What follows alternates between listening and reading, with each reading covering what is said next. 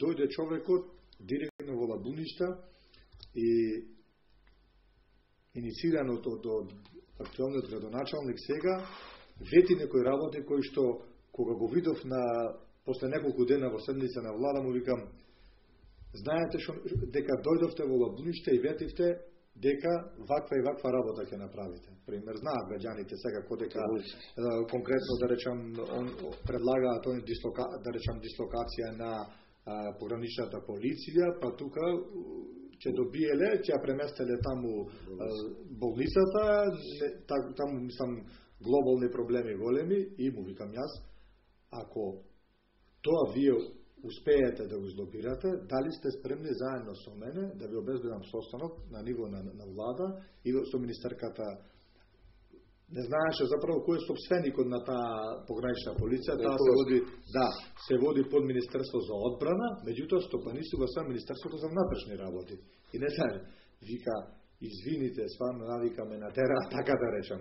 Буквално ово ми го одговори министрот, вика, не знае ништо што и тоа беше една да речам еден политички маркетинг. Треба да се престане со лаги, доаѓаат во Лабуниште, во нашите села, ни даваат лажни податоци, нормално граѓаните веруваат во министер, веруваат во све.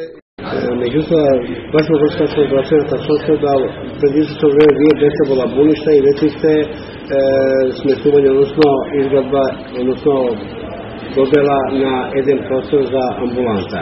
Меѓутоа, пред 2 дена во телевизија Спектра, заменик министерот за локална самоуправа Фарук Ператовски изјави дека од тоа нема ништо, од тоа е само изговор и на некој начин вас бе обвини дека се даде непостоечка изјава.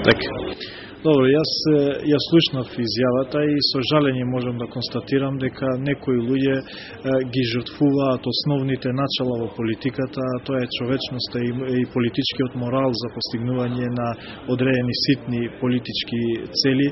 Јас точно е дека бев во Лабуништа, се сретнав со граѓаните и ги прашав кои се нивните проблеми во делот на здравството, бидејќи еве како што правиме сега со амбулантите, наш приоритет е прво да ги покриеме зоните кои што со години нема достапност до здравствени установи. И затоа ја посетив и го посетив Лабуниште, граѓаните се пожалија дека амбулантата не име во соодветна локација и по нивно барање јас разговарав и со министерката за внатрешни работи, која што ни вети дека половина од објектот на полициската станица ќе биде достапно на здравството и веќе ние планираме не само да ја дислоцираме амбулантата постоечка, туку да направиме и истурени оделенија од самата општа болница во Струга, бидејќи тоа е една одлична средина со чист воздух и сметаме дека може да биде одлична локација за да направиме и истурени детски оделенја за белодробни заболувања.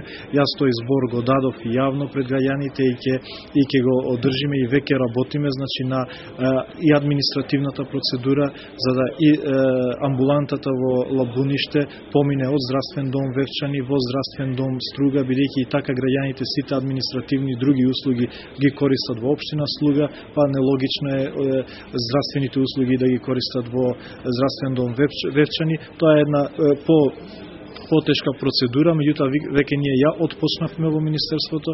Јас сум во постојан контакт и со Министерството за внатрешни работи и веднаш после изборите, бидејќи ги закочивме одредени активности заради изборите, веднаш после изборите ќе продолжиме за да ги реализираме сите ветувања кои што беа дадени јавно. А јас можам да ги уверам граѓаните и селаните од Лабуништа дека јас никогаш не сум разговарал на тема Лабуништа со заменик министерот, бидејќи иако некогаш седиме заедно во владата, никогаш не побарал или не прашал нешто за Лабуништа, за разлика од заменик министерот за финансии, кој што постојано прави некој притисок или прашува за да се направи нешто за Лабуништа. Меѓутоа, независно од сите тие фактори, наша определба е да тие ветувања во делот на здравството во Лабуништа ги реализираме и јас јавно взимам таа обврска дека веднаш по изборите и ќе почнеме со тие активности.